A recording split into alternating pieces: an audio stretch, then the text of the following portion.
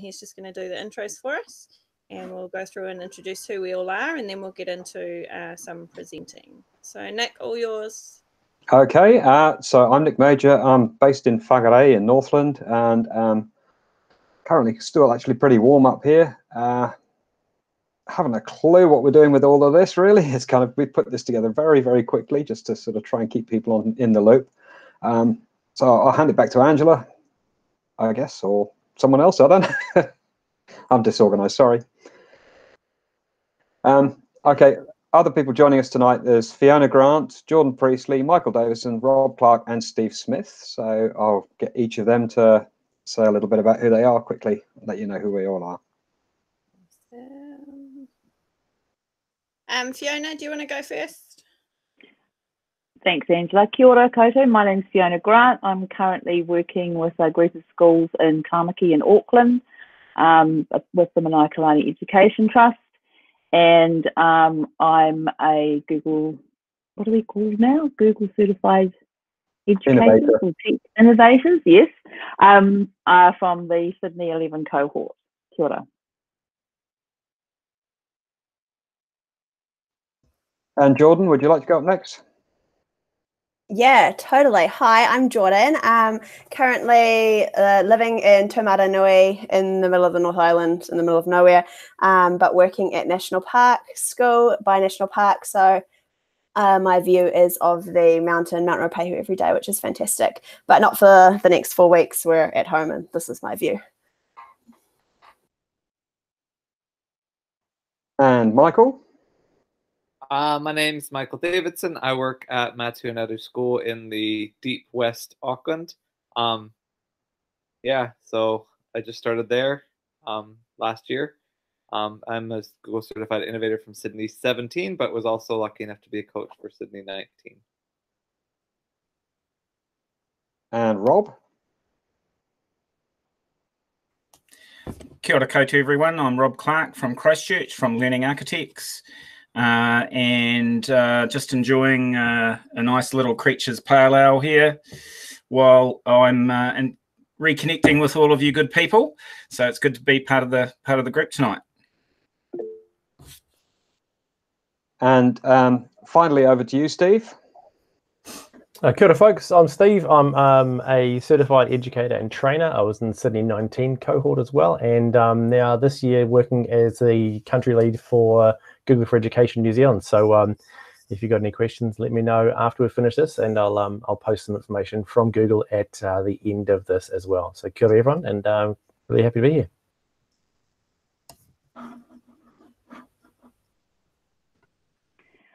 So would you like me to start, Angela? Okay. Yeah, do you want to leave the slide deck like that, or do you want to, oh, there we go. Yeah. Awesome. Thank you. Thank you. So just in the time that we've got, what I've shared there under the link why we use Google Sites, it actually goes through to a whole slide deck full of screencasts and how-tos for actually creating a site. I use this for our orientation for our teachers at the beginning of the year, and it just stays on our site for the year. So, and I do give it a bit of a refresh each year if there are changes. So I thought it'd be quicker just to share that with you. But what I just wanted to take some time with this evening is to just run through a few quick tips and things to think about when you're using Google Sites. So for our schools in Manaia, our Google Sites really are our one-stop hub for learning, a place where our students, learners, whānau, and colleagues can access learning anytime, any place, anywhere. Opportunity for teachers to actually personalise learning via lots of opportunities to access learning content and the learning process. Teachers can share their planning and teaching strategies, and right through to like a hub of information about events, groupings, progressions, and just simply weekly overviews and timetables. So we also are looking at what's happening now at the moment too. We've really stressed that the Hangout provides what this as a one-stop place, we're looking at limiting the link. So we want to make it really easy for all our learners and whānau and colleagues to be able to access the learning quickly, so they could simply go online, Google the name of the school, find the school website, and then from the school website they should be able to find the site for the teachers' learning. On the site too, at the moment we're looking at using Hangouts Meet too, especially with the lockdown, and also links through to the blog. So that link there will take you through to all of those resources. So if you could flick to the next slide. Thanks, Angela. So just a couple of things there. We are looking at our kaupapa, visible, connected, ubiquitous, and empowered. So with visible, it's really important to us that the sites are visible for everyone. So we always recommend for our teachers and schools that they check that the site is viewable incognito, and the content for the site is viewable incognito, because often when you're working inside your domain and inside your login, you can see it, and often your learners might be able to see it, but as soon as somebody from outside the domain clicks on it, you get that horrible, you don't have permission to view, or just a broken link. So it's just recommended that you use incognito and have a look every now and again and check that all those links are working and that everything's visible. The second thing there is your Google Drive. So it's really critical for us to see the Google Drive as kind of the storage place for content, and then the site is where the content is organised and displayed visibly for learners to access. So we recommend for our teachers that they set up a Google Drive folder for their site and share that folder. Anyone with the link can view, so that any content that's been organised that's going to be shared on the site is automatically at that level. As soon as you add the link or embed the content in the site, it is visible to everybody. That again, because you don't want to have to keep remembering every time to share every single doc every time you create it, especially if you've got folders like with video in it as well, or images, any kind of files from your Google Drive.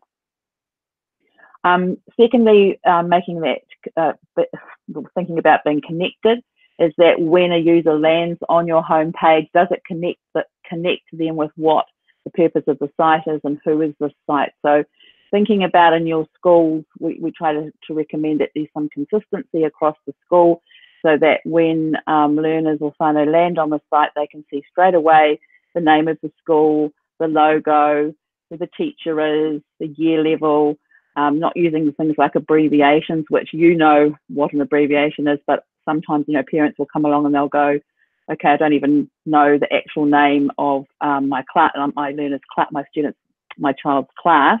So making it really clear so that they connect with that and where the links to the learning are. With ubiquitous, that this is the next step, is looking at that the individual learning pages are current. We have pretty much in terms of the workflow, we look at always having the most current learning at the top of the page. So the link that I've added in there, it's in the slide deck that I've shared with you, but there is a link there to three or four of our teachers. They're our kahuiaka teachers, and I've popped links in there to their learning sites. One is teaching in junior classes with one-to-one iPads, one in a year 7 and 8 Chromebook one-to-one class, and a couple of sites from two of our secondary teachers who have one-to-one Chromebooks. So you can go and have a look at their sites. One of them's from last year. I've added that in so you can actually see how they've curated the learning content each term, so that again, when you access the site, you're still seeing the most current learning at the top, but it's really simple to curate and find and go back and see where the previous term's learning is. Just one thing with the one-to-one iPads, we use a slightly different workflow, and on the slide deck, I've also put a link through to our iPad workflow. So if you're working with one-to-one juniors with iPads, that might be of interest around how the content is shared for learners in that at that level. And then thirdly, our empowered is if you've kind of got the visible, connected, ubiquitous going, we like to say to schools, like, think about how as school leaders especially, you are empowering your teachers and learners and whānau to action this. So it's about, we have encourage our school leaders to have, set some expectations in terms of what they expect to see on the site with the connected and the ubiquitous, and have that, I guess, that consistency, so that as our learners move through the school, through the year levels, that as they come into different classes, that there's the navigation and how they access their learning is similar, and even looking from, say, year 1 to 3 through to the secondary school sites, even though they're slightly different, they still have that consistency, that you go to the home page, you click on the link to your learning, the most current learnings at the top. I think that's probably, do I have anything else on the slide deck? Maybe not. That was it. I think that's all. The links are in there. If you visit the sites of those teachers, I just really want to acknowledge all the work that those teachers have that are sharing publicly. And if there's anything that you really like or inspired by, or you want to give them some feedback or connect with them, they all have professional blogs which you can access via their sites. If you can't find it, let me know and I'll make sure I share them, and I'm sure they'd really love to receive comments or questions via their blog. Thank you.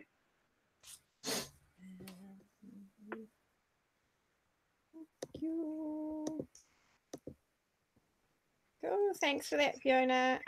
Jordan, you're up next. Are you all ready to go? Do you want me to drive the slide deck for you? Yes, please. My slide was the next one. Sure. Okay, I'll just start presenting it.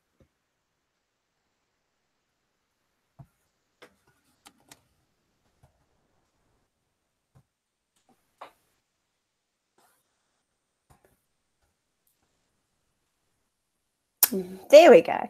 Mine's not as fancy as Fiona's, but I've just sort of got a tip or idea that you could use at home with your students. So I use Google Forms as daily check-ins with my class. So as they come in, they scan the QR code to get to the Google form and basically just check in with their feelings or emotions for the day. And I'm going to continue this with my students even though we're not really together. And it's just a really great way of feeling how people are going. If they're really anxious about the lockdown, which many of our students probably will be, it's just another way of keeping in contact with them. I've shared the link with my parents on their Seesaw page. And so every day when we have our online Zoom meetings, I'm going to get them to fill this in before they come meet with me. So it's just a tip there. There's a template you can make a copy of at the bottom if you're interested. But yeah, that's just my 10-cent activity that I think could be quite beneficial for everyone. And it's something that I really like to do and use. So yeah. I love the visuals you've got on it. They're fantastic. Yeah, well, some of my students, obviously, because I teach new entrants to year 2, they actually can't read the sentences. So it's just a visual representation and they really love it. Yeah. Yeah. Jordan, do you get the form to notify you if somebody says, say, I'm feeling, what's the worst you could be feeling on that? I don't want to be here. I had a bad night. Yeah. Yeah, so I have 2 different versions, one where they write their name first and one without their name. And the one that I've put on Seesaw for the holidays, the time we're not together, has their name, so I can check the summary and see who it was. And then usually in class I would make contact with the child and be like, oh, what's up, do you need some time alone, things like that. So I'll also use that as a way to check in and check with parents too how they're going at home. Yeah, that's awesome. Thanks For that, Jordan. That's a really cool tool. Sorry, just looking at another message. Rob, do you want me to present your slides for you, or? Yeah, no, don't present my slides because they don't exist yet. Yep. So I've got a couple of ideas to share. Shall I share my screen? Sure. So adding on, I'll just share the whole screen. Here we go. So adding on to Fiona's ideas, one of the things that we're doing to help some of our clients is to create what I'm calling a student portal. And one of the things that we've learned from overseas with other countries that are further ahead of us in this situation is that having a single source of truth is a really helpful thing for families and for children. And so we've got a template for a Google site which people can grab.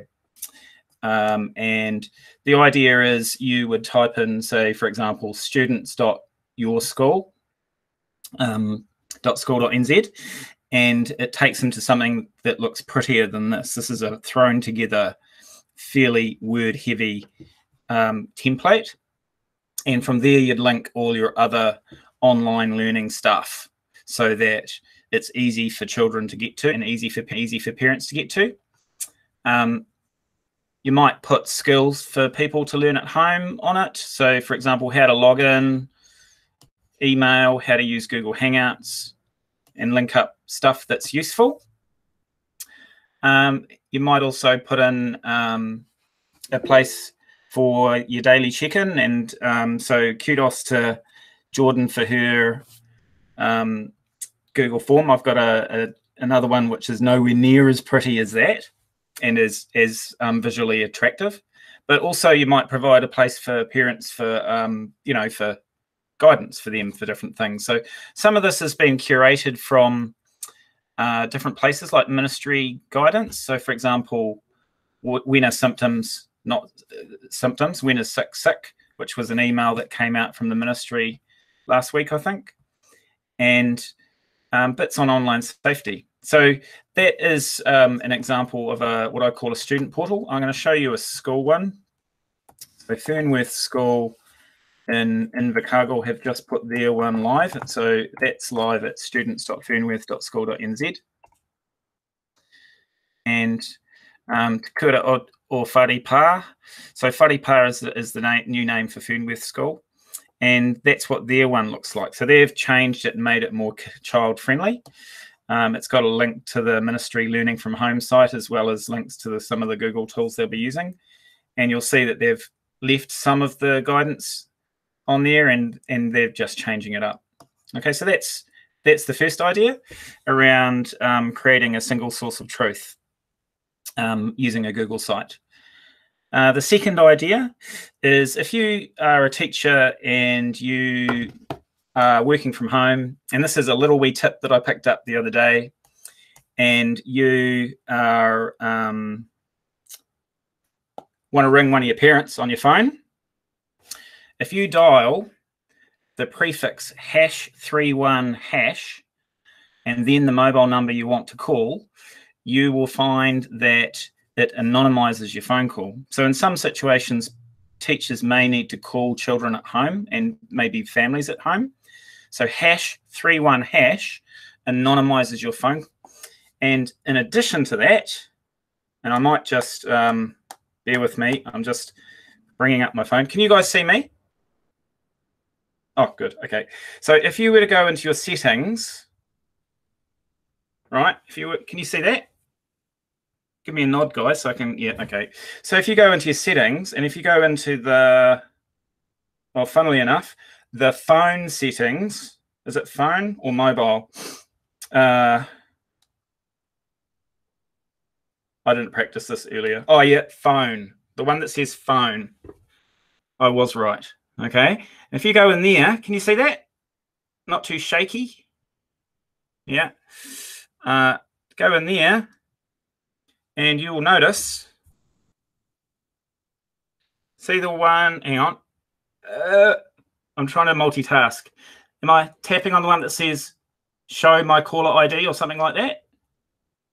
Yeah, so that one's a really good one. So if you tap on that, you can hide that little sucker. So let's say you are the the overcommitted principal that wants to ring every family in your school, which, you know, might work in a small school. You might want to do that for some families, maybe. Okay. I can't remember where it is on Android, but I promise to link that up to the slide that I haven't done for you all, and give you a bit more guidance on how to do that for Android as well. So last tip, I've got a place on our website, so learningarchitects.com, for working remotely. The first blog post that we've got has got some downloads on it. One of them, and I'm not going to show you all of those little bits, but one of these downloads is for a bit more technical, and this is about setting up your, hang on, I should have shared my screen. Whoops. Sorry, that was a bit amateur. So, okay, on my website, learningarchitects.com, we've got a place for working remotely stuff. And if you go to this post here, how to prepare your organization to work remotely, this is designed for primarily school leaders and ICT leaders. And there are some links and downloads there. One of them is a more technical checklist for setting up your G Suite system. So did you know that your G Suite system has the ability to live stream like we are now, and also record meetings? So you might enable live streaming, for example, for people that might want to do a school assembly online. Okay. Also, we've got a little help sheet for one page on how to use Hangouts. Okay, so that is something that you can just click on and download and use as you like. Okay, so that's just a couple of resources that we've got, and we've got a few more coming as well. So that is all from me for now. Thanks so much, Rob. Heaps of really good tips in there. Steve, you're up next. Cool, thank you very much. Hey, what I'm going to do is I'm going to have a quick chat about some Google Earth stuff, and what I'm going to do is I'm going to quickly share my screen, and I'll just choose a tab. He says talking through it. So I've just shared a tab, a new Earth tab. So hopefully everyone can see that I've opened up Google Earth. So you go to earth.google.com and you're sharing, I'm sharing you the view of the new, well, it's not new anymore, but is the web-enabled version of Google Earth. Now, the reason I added this today is that there's been some really cool changes to Google Earth recently. And on the left-hand side here, if you click on this little symbol over here, which says projects, you can create projects on Earth. So if I click on create, I can create a project in Google Earth, in Google Drive. Now you notice there that it has the Drive symbol beside it. What it does is it now creates a Drive file. You'll see it saving up the top here, and we can give it a name. So if we call this our journey, I usually spell things wrong when I'm typing on the screen. You can put some descriptions in there. And up the top is a handy little share button. So what we can do is I can click on this and I can share it like any other Drive file I want, which means that you can allow students to work together on one Earth project that you can then present. So you are creating a really nice piece of work that sits on Earth that you can present on Google Earth that has a whole series of slides and locations on it. So simply by clicking on new feature, so we can add a place mark. And what we can do then is we can select a location we want that place mark to be. Let's go over this little place over here. I click in down here, I can zoom in and I can choose where I want a place mark to be.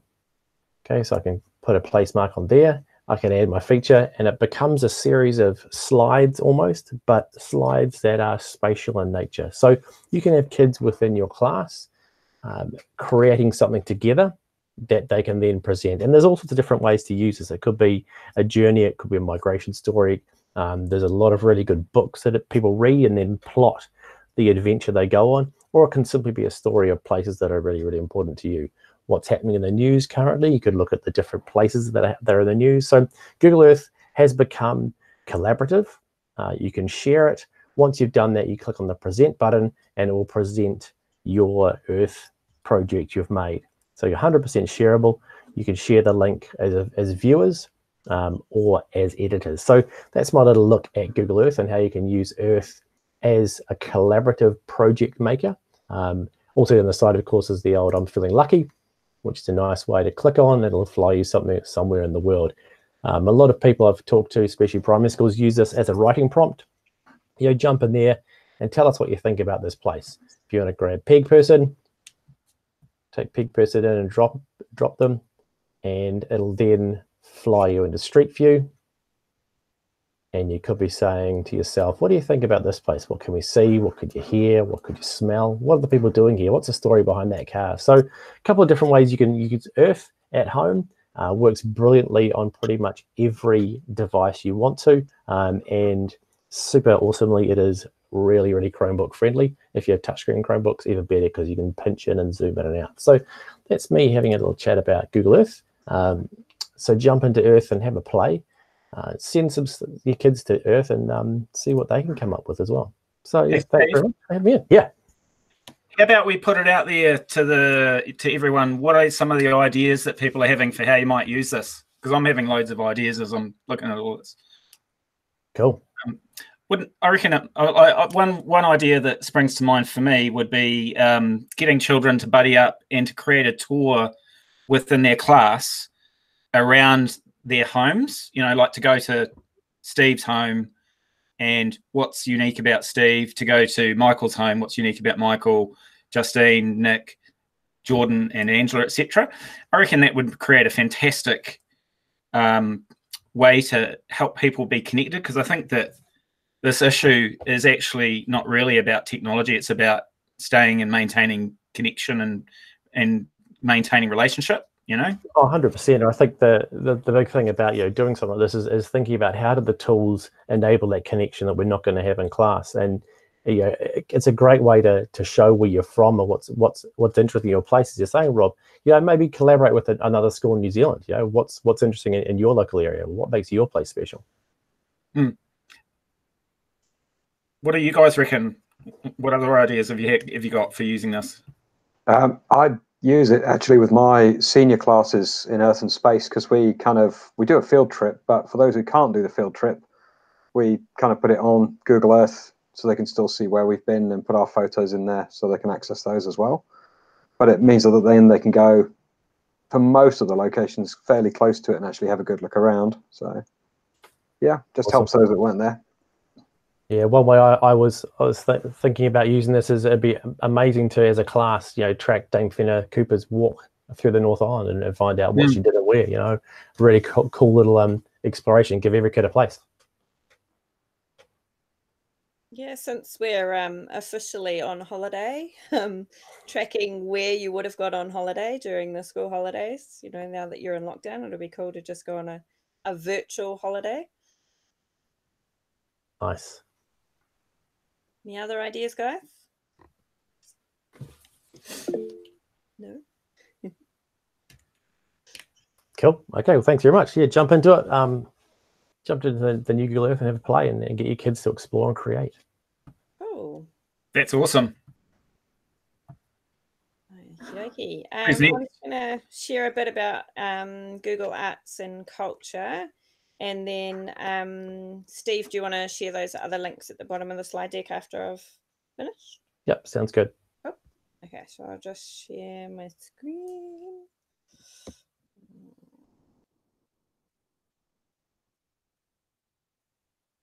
Cool. Cool. Right. Cool. So this is Google Arts and Culture. Great place to visit at the moment, especially because we're sort of in lockdown in New Zealand. So a chance to go and see not only artworks, but also go and look at museums and different cultural places of significance right around the world. It's an app as well on phones, and it's when you use it on a phone, you can do things like put an artwork in your lounge room using augmented reality, and actually go on a tour around a museum and stuff like that when it's in VR mode as well. So some of the experiences I want to pick on tonight were this one here, Brachiosaurus. I've got a 7-year-old, so this definitely appealed to him. So this one's in Germany, and it just goes through where it is. That it's actually a full skeleton, not a replica, and you can go through and see what it is, where it is, all the different facts and things about it. And towards the end, they've also got a video, which I won't play on screen because it'll be really blurry, but a VR video that actually goes through the museum itself and where the Brachiosaurus is. The other great thing about all of these tours on arts and culture is they're really easy to share to Google Classroom. So they've all got this little sharing button, and Classroom's just down the bottom there, so you can share it to Classroom straight away. So really easy to share with your kids. So that's Brachiosaurus. There's all of Monet's works on there, so you can go in and find out all about the exhibitions around the world. And then the other cool thing about arts and culture is they've taken high-res photos of all these artworks, so you can zoom right in to see right down to like the paint strokes and all of that kind of thing. So really cool to go in and have a really close look at them, closer than you'd even get if you saw them in real life in the museums. So the Monet one's another really cool one to have a look at. There's also, if you go into the 3 bars on the left-hand side, you can explore into collections and themes. You can also look at different elements. So for example, this one's gold. So you can go through all the collections that are related to gold in this case. And again, they're all shareable just via a link or straight to Classroom or whatever other sharing you want to do. Te Papa's on there, so not their whole collection, but a lot of their paintings, and you can go through their timeline as well and find all the different artifacts that they've put on there, like the tiki, and again, even the 3D artworks they've taken really high-res photos of, so you can zoom all the way into them too. Really cool. And there's another one there, just got the head of Aristotle. So again, you can zoom right into sculptures and things as well, and they're all shareable, so the kids can have a really good look around them too. Yeah, has anyone else used arts and culture? Have you had a play with it or played with the app or anything? I haven't, but I'm going to be tempted now. I just saw the Big Bang one, and that was like, oh, astronomy, that's going in there. Yeah, there is, lots of time to be wasted on there. It's really Sorry, Rob, what was that? It's really high interest, and it's really high quality content. So it's actually, and it's interactive, which makes it more engaging, you know. So I think it's got huge potential. Yeah, definitely. And once if you've got a Google Cardboard at home at the moment, it's amazing to go in VR to see these artworks. Steve. Oh, thanks. I love the arts and culture app, and my favorite bit of the app is the selfie. So what you do is you take a photo of yourself, and it tells you which piece of art you look like. And apparently, I look like that. And if you swipe through it, it's I'm having a good night tonight. Look at that. Oh, so that's the art selfie. So you can find, and it tells you what % you look like that piece of art. So I look like a really old guy. Awesome. Ooh, awesome. Anyone else? Yeah, my turn. I think something like that would be great for me, like to share out with the community, like especially over the holidays, because we can't get out.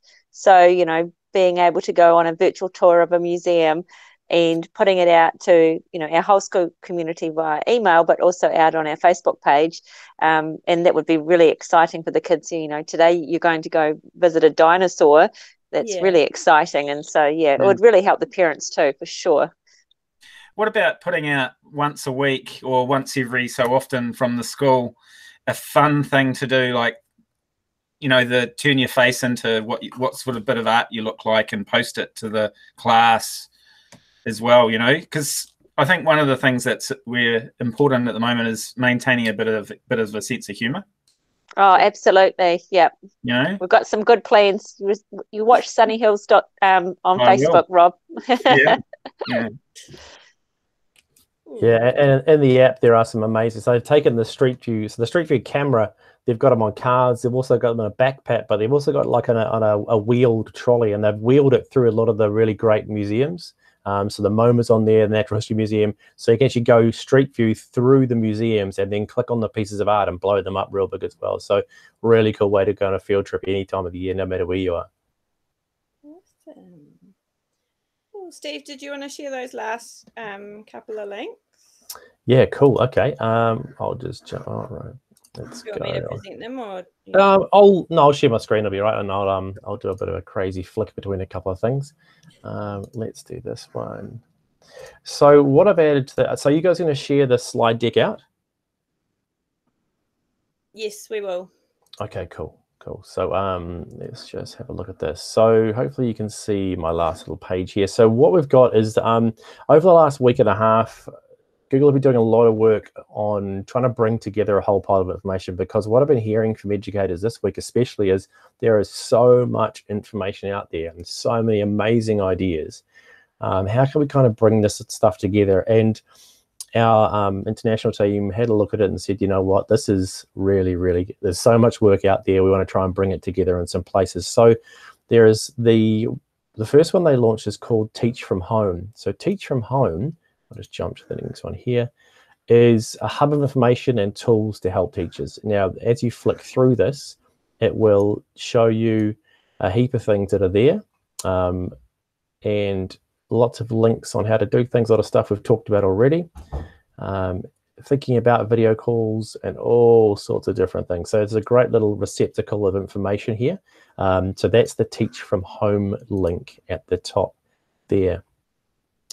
YouTube have also put together a Learn at Home page. So it's a whole lot of educational content that students can teach themselves at home. So really handy for parents if you want to show something educational.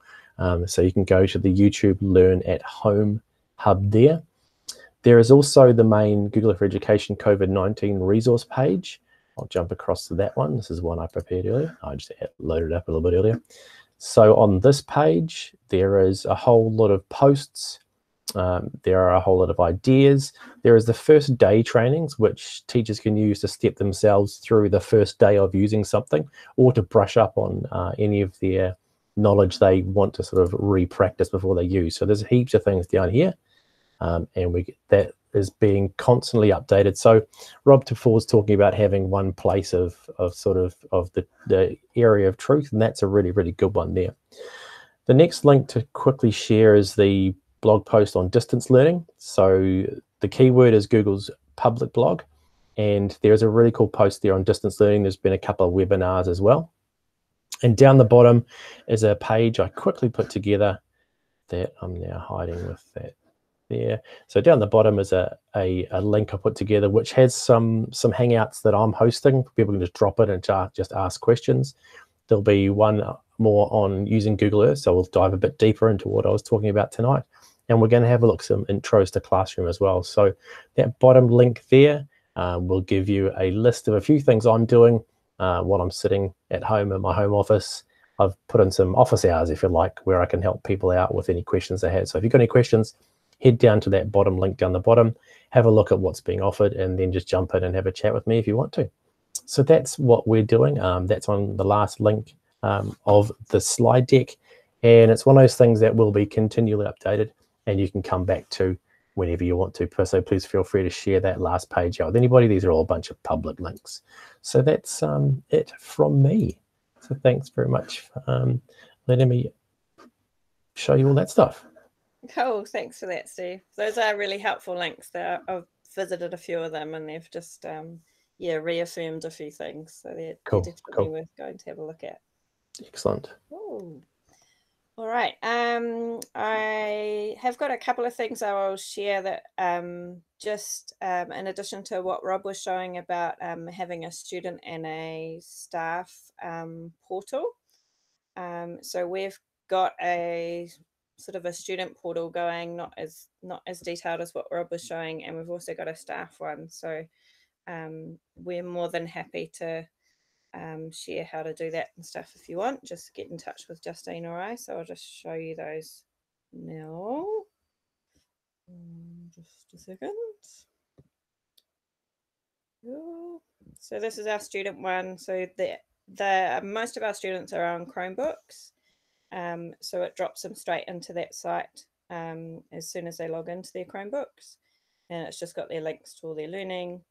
It's got the notices for each whānau, and it's got a few other links to resources that we use in the school. So it's just a really good place, like having a homepage. And it helps because we have Chromebooks from year 3. So it helps those year 3s just have a starting point and a place where they can just jump in straight away. Hey, Angela. Yep. With your Chromebook, you can, have you found in the admin console, you can actually force the Chromebooks to open up on a particular website, so you can set that as the homepage. Yeah, so that's what we do. Awesome. Yeah, especially with our BYODs. Yeah, it's definitely worth doing that if you haven't had that figured out where that is in the admin console. Ask Rob. Yeah, so that's our student one, and this is our staff one. So similar kind of vein. Everything the staff uses is on there for them to find pretty much straight away, and we push that out to them too as their homepage. They don't use Chromebooks, but they do sign into Chrome, so it pops up for them. And then we have access to stuff like their portfolios, all the minutes, all our rosters, collaborative inquiries, and our Tinker Time stuff on there too. So it's like a one-stop shop to start with. And that really helps, especially our teachers that don't think they're tech savvy, even though they know a lot more than they think they do. Yeah, it just gives them a bit of guidance to start off with. So we're more than happy to share those if you want us to. I just thought I'd show you what those are. Cool. Did anyone else have anything else they wanted to mention tonight, or anything else you'd like to share, or any other ideas before we sort of close up? I've got a basic student one. Mine is not as fancy as yours, Angela, nor yours, Rob, but mine is very simple, and we made ours for parents. So I can share that as well if people wanted a very, very simple version for parents. Yeah. Do you want to see it now? Yeah. Yeah. Okay, hold on. Okay, hold on. You can't do that to us. Okay, let me just find it. Hold on. Hey, while Jordan's finding it, are you guys finding that, are you feeling like the world is kind of spamming the world at the moment? Yeah, definitely. I think that's a bit of an issue that I want to raise.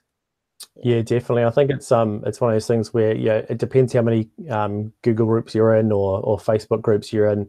You're just reading the same question over and over again, and I think it's interesting that we as educators talk about digital literacy. Look for it first and then ask someone a question, and it seems to be that not of course us in New Zealand, of course, is brilliant, but a lot of educators bash the question in, and then you go, oh, and someone go, look, we answered that about 2 posts ago. So there is a heap of information out there, and I think filtering it, Rob, is the important bit. You're right. There's a lot of stuff out there. Yeah, definitely. Can I show a couple of images that I found over the last couple of days? Okay, hang on. Here's one.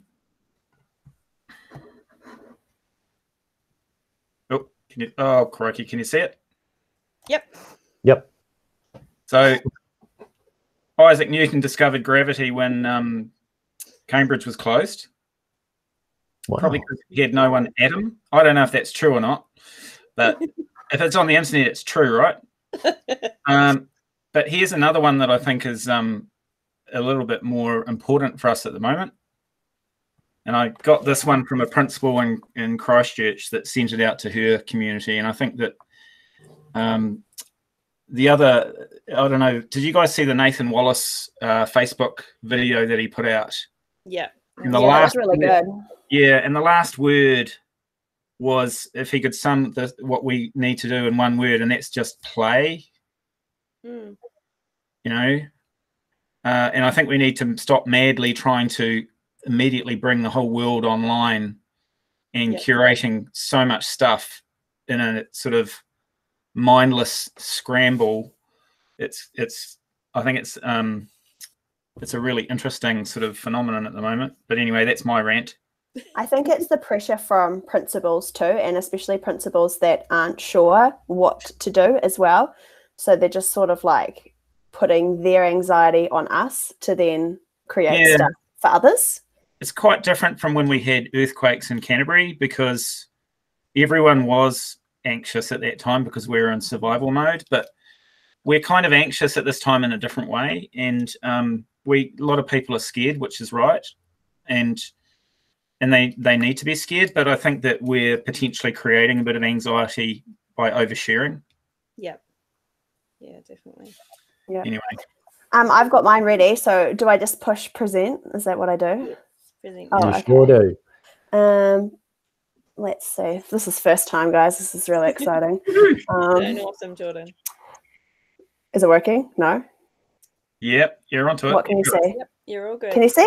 National Park Home Learning. Ah, lovely. Yeah. So mine, definitely not very fancy. We've got our 2 classes, because there's only 2 classes in the school, with our contact information here. So parents click on My Classroom, and then it's just got the 2 communication types we're going to use, the 3 main apps that I've sent information home, and then some of the other stuff that I've shared.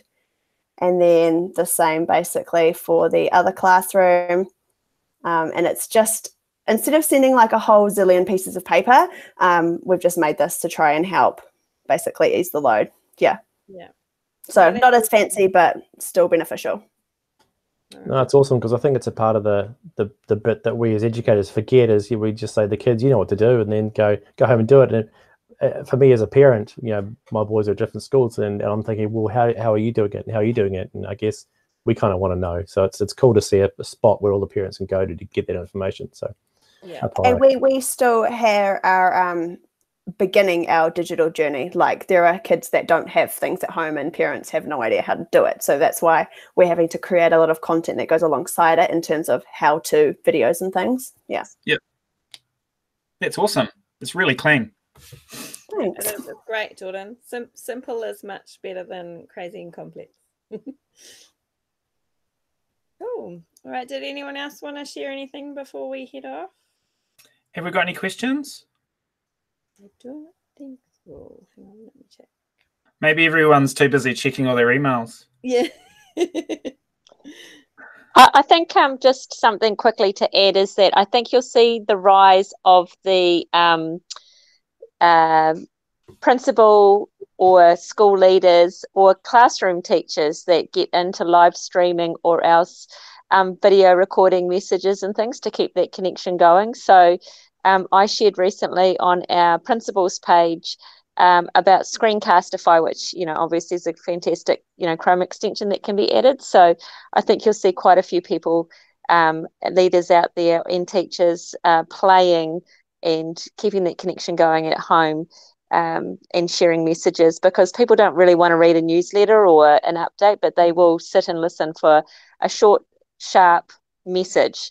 So yeah, watch out for those kinds of connections rising after the 15th of April when we're all back at remote learning time. Hey, Justine, have you guys, as a practicing principal, have you guys set in place expectations for the types and the frequency of how staff will remain connected with their children, but also how staff will remain connected with one another?